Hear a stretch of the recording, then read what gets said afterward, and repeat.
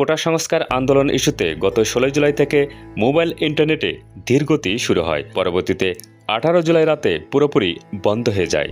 এতে কোটি গ্রাহকের কেনা ডাটার মেয়াদ ব্যবহার না করেই শেষ হয়েছে।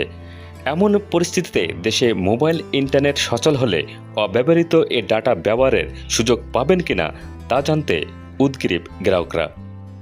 দেশে মোবাইল ইন্টারনেটের গ্রাহক 13 কোটি। আন্দোলনের পূর্বে তাদের অধিকাংশেরই কম বেশি ডাটা প্যাকেজ কেনা ছিল, ফলে সবাই ক্ষতির মুখে পড়েছেন। তবে এ নিয়ে মোবাইল অপারেটর কোম্পানিগুলো এবং নিয়ন্ত্রক সংস্থা বিটিআরসি নিশ্চুপ বসে আছে। বাংলাদেশ মুঠোফোন গ্রাহক অ্যাসোসিয়েশনের সভাপতি মহিউদ্দিন আহমেদ বলেন, গত এক সপ্তাহের বেশি মোবাইল ইন্টারনেট বন্ধ। এমন পরিস্থিতিতে অব্যবহৃত ডাটা ইন্টারনেট চালুর সঙ্গে সঙ্গে ব্যবহার করতে দিতে হবে।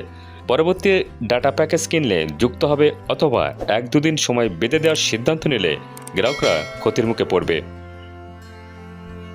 এ বিষয়ে রবির chief corporate and regulatory officer Shahed Alam বলেন, গত কয়েকদিন ইন্টারনেট বন্ধ রয়েছে।